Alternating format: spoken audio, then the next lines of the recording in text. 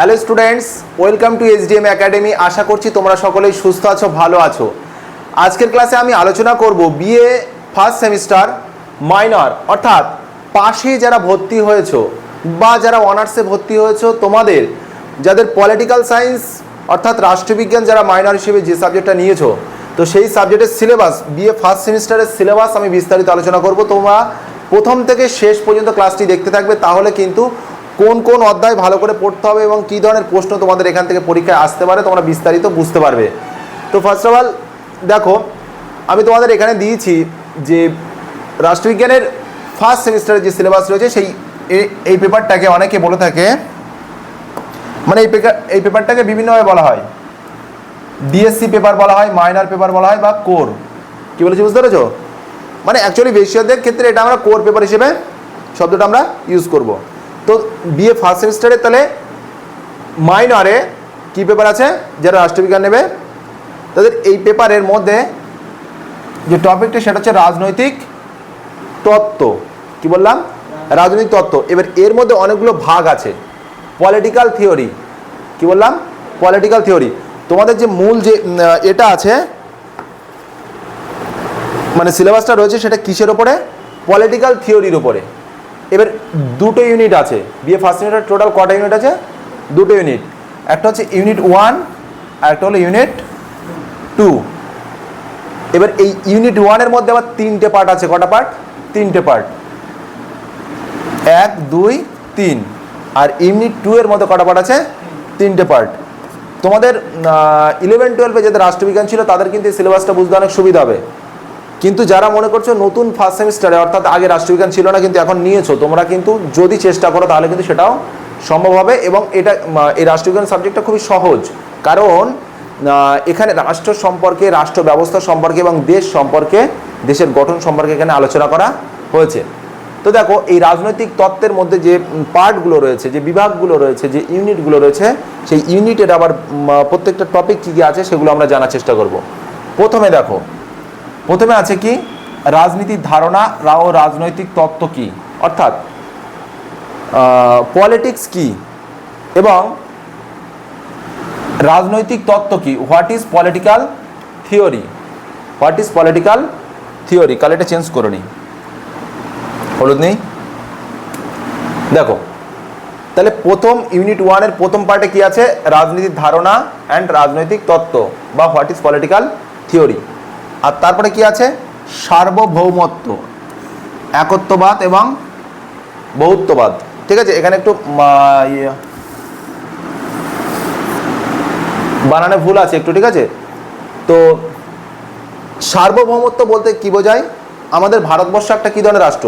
সার্বভৌম রাষ্ট্র, কারণ এই ভারতবর্ষের অভ্যন্তরীণ বিষয়ে অন্য কোনো দেশ হস্তক্ষেপ করতে পারে না।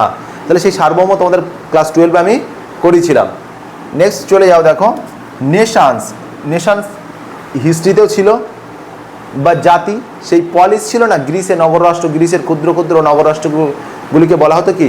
পলিস। তো এই সার্বভৌমত্ব, নেশনস অ্যান্ড স্টেট, গ্রিসের ক্ষুদ্র ক্ষুদ্র নগররাষ্ট্রগুলিকে বলা হতো স্টেট।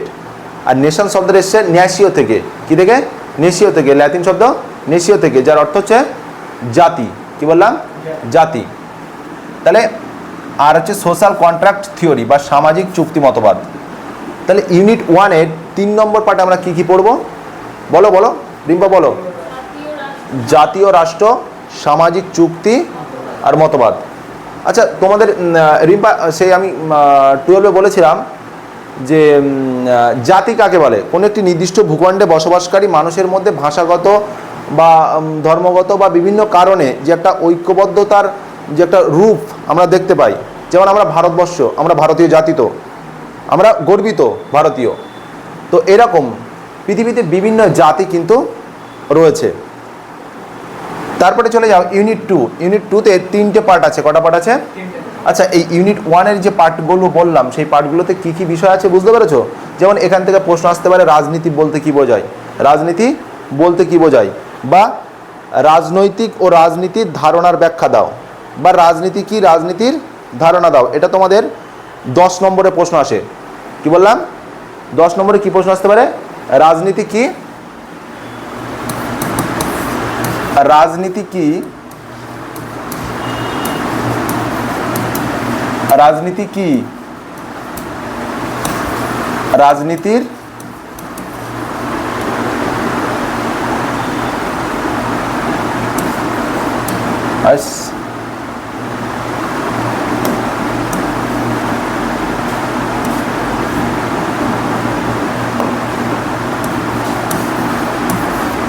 রাজনীতির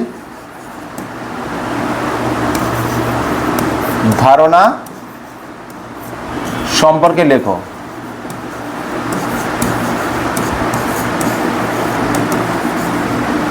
কি বলছি বুঝতে পেরেছ? অর্থাৎ এক কথায় এটা তোমাদের 10 নম্বরে আসতে পারে। কত? এই প্রশ্নটা কোন পার্ট থেকে আসতে পারে? এই যে প্রথম যে পার্টটা লিখলাম এই এখান থেকে একটা 10 নম্বরের প্রশ্ন তোমাদের আসতে পারে। তো এইভাবে আমি পরপর ধারাবাহিকভাবে সমস্ত প্রশ্নগুলোই আলোচনা করব। নেক্সট চলে যাও ইউনিট 2-তে। ইউনিট 2-তে কি আছে? রাইটস। আমাদের ভারতবর্ষের সংবিধানে ভারতীয় নাগরিকদের বিভিন্ন ধরনের রাইটস বা অধিকার আছে, তাই তো? হ্যাঁ, যেটা ভারতের সংবিধানের প্রস্তাবনাতেও আমরা কিন্তু অল্প করে জানতে পারি। তারপরে আছে কি? ল অ্যান্ড লিবার্টি, আইন, স্বাধীনতা, সমতা এবং আন্তঃসম্পর্ক বা ইন্টার রিলেশনশিপ বা ইকুয়ালিটি। খুব ইম্পর্টেন্ট টপিক, কিন্তু এটা পড়তেও কিন্তু খুব ভালো লাগবে। কেন বলছি? কারণ এখানে আমরা আমাদের অধিকার সম্পর্কে জানতে পারবো, এখানে আমরা আমাদের ল সম্পর্কে জানতে পারবো, আইন সম্পর্কে জানতে পারবো, এখানে আমরা আমাদের লিবার্টি মানে স্বাধীনতা সম্পর্কে জানতে পারবো, নারীদের কী ধরনের অধিকার আছে, পুরুষদের কী ধরনের অধিকার আছে, মানে বিভিন্ন অধিকার সম্পর্কে আমরা এখানে জানতে পারবো। পাশাপাশি আমরা জানতে পারবো ইকুয়ালিটি মানে সমতা সম্পর্কে জানতে পারবো। নেক্সট চলে যাও জাস্টিস থিওরি অফ ল, ন্যায় বিচার। ন্যায় বিচার বলতে কি বোঝায়?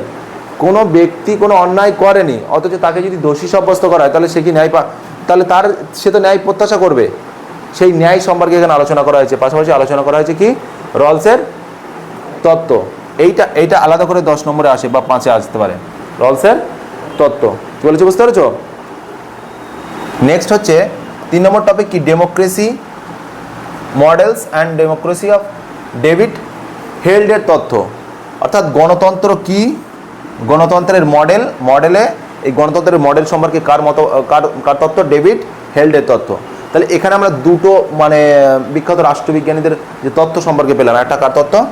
রলসের তত্ত্ব, আর একটা হচ্ছে ডেভিড হেল্ডের তত্ত্ব।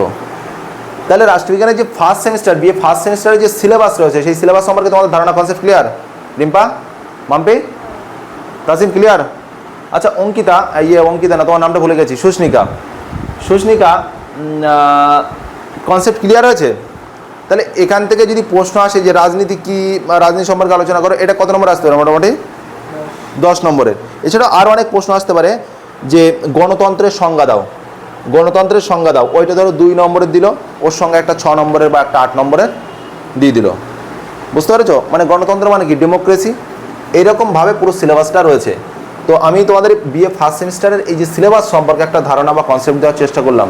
তোমরা কনসেপ্টটা বুঝতে পেরেছো? যদি কোনো প্রশ্ন থাকে, আর পরবর্তীকালে যারা অনলাইনে ক্লাসটি দেখবে তাদেরও যদি কোনো রকম সমস্যা থাকে অবশ্যই তোমরা কমেন্ট বক্সে জানাবে। আর যারা অনলাইনে ক্লাস করতে চাও দেখবে ডেসক্রিপশানে আমাদের অনলাইন ক্লাসের নাম্বার, কন্ট্যাক্ট নাম্বার দেওয়া থাকবে, সেখানে যুক্ত হয়ে যাবে। তারপরে তোমাদের আমরা অনলাইন ক্লাসে যুক্ত করতে পারবো। আর যদি এই পিডিএফের প্রয়োজন হয় তাহলে অবশ্যই তোমরা কমেন্ট বক্সে কমেন্ট করে জানাবে, আমি তোমাদের সেই পিডিএফ দেওয়ার চেষ্টা করব। আমাদের যে টেলিগ্রাম গ্রুপ আছে সেই টেলিগ্রাম গ্রুপে তোমরা যুক্ত হয়ে যাবে। আচ্ছা তোমাদের কোনো প্রশ্ন আছে আর?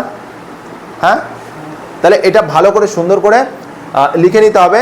দেন আমি তোমাদের এবারে এই প্রত্যেকটা টপিক ধরে ধরে কী ধরনের প্রত্যেকটা কোড পার্ট থেকে কী প্রশ্ন আসতে পারে এবং প্রিভিয়াস ইয়ারে কী কী প্রশ্ন এসছে সেটাও কিন্তু আমি তোমাদের আলোচনা করব।